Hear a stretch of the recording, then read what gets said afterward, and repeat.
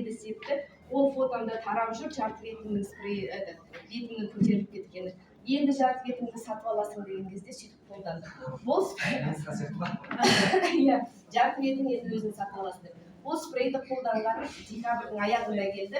Январь-февраль қолданған кезде өзіне шок болды. Да не может быть, что мен түрім андай болды. Өзім красотка санап жүрген ғой. Сол ондай түрім менің болмаған деп жүрдім.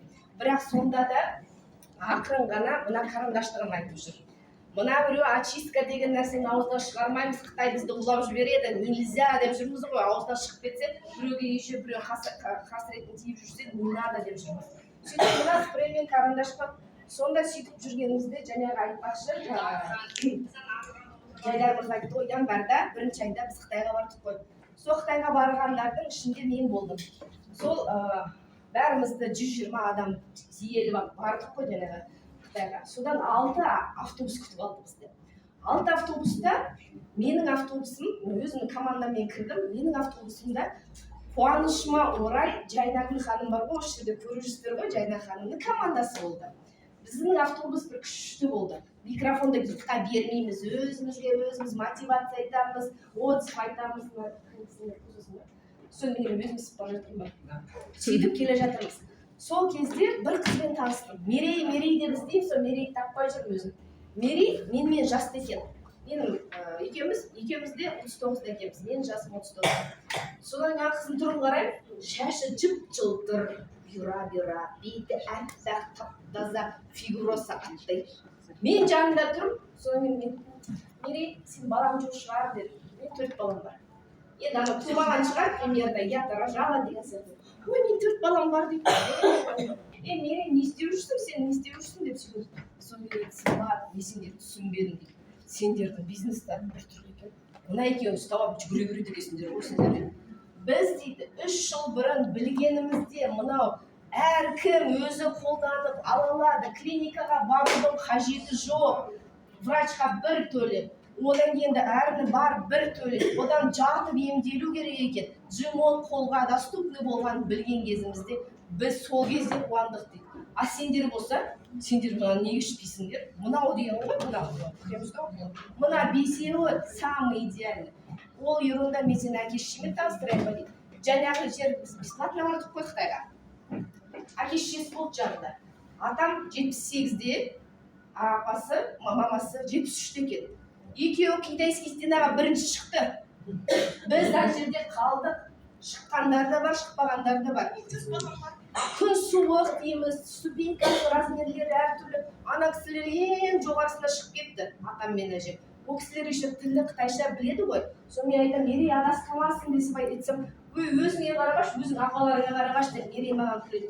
Сол кезде ол кісілер жарты жыл сайын очистка организмі жасайды екен. Содан кейін оны неге мынаның розовый жоқ? Мынаның розовый бар.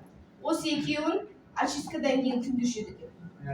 Bir айға мынаны 4-еуін таңертең, 4-еуін кешкісін ішеді екен. Мына розовый мен голубой. Біреу костный мозгты восстанавливает. Сүйектің ішіндегі миларыңыз дұрыс болса, денелеріңіз дұрыс болады. И содан кейін ана екіншісі иммунитетті деп айтамыз ғой, король иммунитет. Егер иммунитеттеріңіз болса ешқандай да ауырып келмейді сіздерге, сонда это эликсир молодости, жаңағы мынау чекпей тұр жанында. Екеуі эликсир молодости. Очищаете каждые полгода организм от всяких шлаков, токсинов и иммунитеттеріңізді, миларыңызды дұрыстайсыздар. Енді мынаны айтатын нәрсе, мынаны және Жайдар айтып отыр ғой, жекатена етеді, суықты шығарады. Біздің миға суықты шығарады деген нәрсе кірмейді. Менің енді қазақтарға кіретін шығар, менің орысша миыма, мен өзім Семей облысының тумасымын. Біздің орысша миға что такое влага деген түсінемін. Сонда мен айтайын дегенім, денемізде су болады ғой, отеки. Далаға шыққан кезде суықты бірінші су тартады. Білесіздер ғой, су бірінші қатады ғой, дене қатқамайды, жер қатқамайды, су қатады бірінші. Сонда денеңіздегі суыңыз қатқан кезде сүйекке суықты тез апарады. Из-за этого сүйектеріңіз қысырқырайды, сүйекке суық өтеді. Денемізде отеков много, воды много. А это самый главный отекосниматель. Он снимает все отечности. А в отеках сюда денемізде живут и токсины, и шлаки, и все подобное. Грязьдің бәрі жаңағы болотада живут. Если вы избавитесь от отеков, ЖКТ-ні тазалап жатып, денеңіздегі бүкіл лимфатический системаңызды тазаласаңыздар, ешқандай штаттар сізде болмайды. Енді қараңыздар, қан полностью кровеносная система тазаланды, ЖКТ тазаланды, лимфатическая система тазаланды. Оның жолында бөгет болатын нәрсе май. Майды ыдырату деген нәрсе, мен өзім дәл түсінемін, видеоларды көресіздер ғой. Органдар живут, печень не справляется с жиром, и начинаются эти органы сжиматься. Сжиматься, тығыз ғой, май деген тығыз нәрсе.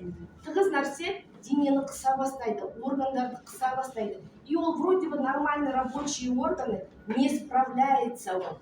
Және 100% жұмыс істеп тұрған нәрсе 99, 98, 97 деп жұмысын толық атқара алмай қалады. Сонда май шырмаланып қыса бастаған. А майды білесіздер, фурдюртті каждыйыңыз көрдіңіздер. Қап-қатты тығыз ет басқандай, май тығыз. Сол тығыз нәрсені ыдырататын нәрсе болды. Денеңіздегі майды да ыдыратады. Органдарыңызда май. Самый проблемный же органдағы май, который нереально не уходит ни от чего. Соны ыдырататын дүние болып келеді. Енді